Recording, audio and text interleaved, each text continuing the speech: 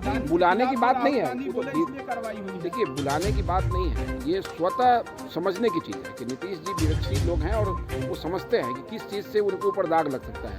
मजबूरी में कभी कोई कदम उठा लिए और अब उनको महसूस होता होगा कि भाई जहाँ हम गए हैं उस जगह तो ऐसा है कि जहाँ से बदनामी के सिवा कुछ मिलने वाला नहीं है। एक गठबंधन है जहाँ पर चार्जशीट होते जा रहा है, दूसरा गठबंधन का नेता है जो सजा हो गया, तो तीसरा बचा कौन है? माले के लोग बचे हैं, तो दिन रात तो वो लोग का काम माले वाले का जानते ही हैं आप। भोगना पड़ा, दूसरे जो कहेंगे वो भोगेंगे। तीसरा तो तेजस्वी जी ने भी कह दिया कि जितना गुजराती है वो जो है गड़बड़ करता है। एक तो वहीं गया कहीं पे छत्तीसगढ़ में कोई आवेदन दिया है थाने में। तो सोच समझ के राहुल गांधी जी को जो सजा हुई है उससे देश के सभी पार्टी और जाति के नेताओं को सोच समझ के भाषा का इस्तेमाल करना पड़ेगा। ये देश के नेताओं तरह से मोदी चोर है बोलने पर राहुल गांधी को 2 साल की सज़ा हुई और उनकी जो सदस्यता है, जो संसद थे, वो उनकी सदस्यता रद्द हो गई। वैसे ही कहीं ना कहीं पवन जायसवाल ने, जो कि बीजेपी के विधायक हैं, उन्होंने साफ तौर पर कह दिया है कि इन जो विपक्ष के लोग हैं जो अब शब्द बोल रहे हैं उनके पर भी कहीं ना कहीं कार्रवाई होगी और उनकी भी कहीं ना कहीं जो विपक्ष के लोग हैं, जो आरजेडी जदयू और जो सीपीआई एमएल के जो लोग हैं उन पर भी कार्रवाई होगी। और भी क्या कुछ कह रहे हैं पवन जायसवाल, आप पहले इस वीडियो में सुनिए। हम लोग अपने कार्यकाल में नहीं देखे कि सत्ता पक्ष के लोग हम लोग का जगह अगर हाँप लिए हैं तो हम लोग को खुशी हो रहा है कि धीरे धीरे ये विपक्ष की ओर चले जाएंगे। क्योंकि विपक्ष वाला जो जगह था उस जगह ये लोग खड़ा होकर अब प्रदर्शन कर रहे हैं सभी लोग, तो हम लोग को खुशी है कि निरंतर इस काम को करें कि हम लोग सत्ता पक्ष की ओर चले जाएंगे धीरे धीरे। क्या लग रहा है कल जिस तरह से नीतीश कुमार जो है छठ पर्व को लेकर के प्रसाद खाने गए, तो देखिए, नीतीश जी कभी इन चीज़ों को बर्दाश्त नहीं कर सकते हैं कि बिहार में अपराध बढ़े, गुंडागर्दी बढ़े। तो धीरे धीरे तो उनको महसूस होता ही होगा।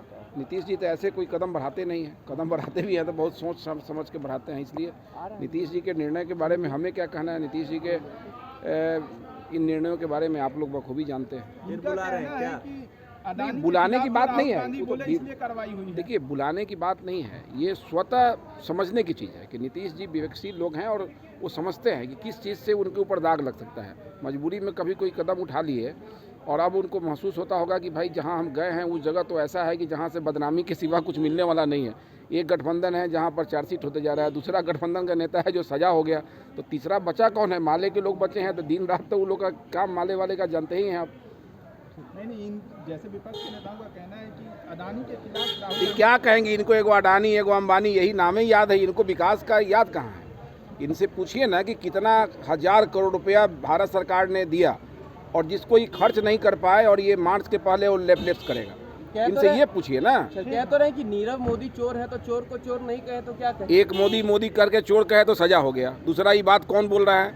जो बोल रहे हैं वो भी सजा पाएंगे। अब संजीव कुमार, अब एक जो बोलेंगे, एक मोदी को चोर कहे कि मोदी सब चोर है तो ये हाल हो गया कि भोगना पड़ा, दूसरे जो कहेंगे वो भोगेंगे। तीसरा तो तेजस्वी जी ने भी कह दिया कि जितना गुजराती है वो जो है गड़बड़ करता है। एक तो वहीं गया कहीं पे छत्तीसगढ़ में कोई आवेदन दिया है थाने में। तो सोच समझ के राहुल गांधी जी को जो सजा हुई है उससे देश के सभी पार्टी और जाति के नेताओं को सोच समझ के भाषा का इस्तेमाल करना पड़ेगा। ये देश के नेताओं ये असंसदीय शब्दों का प्रयोग कर सके उनके प्रति, तो देखिए ये एक फासिस्टवादी प्रवृत्ति है। इनको मुझे तो लगता है कि आश्चर्य है कि श्री राहुल गांधी जिस प्रकार से कर रहे हैं और उनके सहयोगी दल कर रहे हैं, मुझे लगता है कि इन्हें न न्यायपालिका में विश्वास है, न भारत के संविधान में विश्वास है, न भारत की जो अन्य जो संवैधानिक संस्थाएं हैं उन पर विश्वास है। ये तो दुर्भाग्यपूर्ण स्थिति है और ये भारत से देश में लोकतंत्र के लिए एक संकट है। सर, ये सवाल खड़ा कर रहे हैं कि राहुल गांधी को लेकर इतनी जल्दी फैसला कैसे हो जाता है लोकसभा सचिवालय? नहीं, देखिए ये तो अब न्यायालय से उनको जाकर पूछना चाहिए और इन्हें माननीय उच्च न्यायालय, माननीय सर्वोच्च न्यायालय में जाकर इन चीज़ों को पूछना चाहिए कि इतनी जल्दी फैसला क्यों हुआ या इतने विलम्ब से फैसला क्यों हुआ। ये सारी चीज़ें तो देखिए न्यायालय में सारी व्यवस्थाएं बनी हुई है, एपिलेट है, आप वहाँ अपनी बात को रख सकते हैं, लेकिन इन्हें ये इनका राजनीतिक लाभ लेना चाह रहे हैं। लेकिन भारत की जनता समझती है इनके इस प्रकार के न्यायालय पर टिप्पणियों से भारत के लोग समझते हैं और आने वाले दिनों में इनकी इतनी पतली राजनीतिक स्थिति इतनी खराब होने वाली है कि पवन जायसवाल को उनका साफ तौर पे कहना है कि जैसे राहुल गांधी पर कार्रवाई हुई है वैसे ही कहीं ना कहीं विपक्षियों पर भी कार्रवाई होगी। और तेजस्वी यादव को उन्होंने साफ तौर पे कहा है कि तेजस्वी यादव पर भी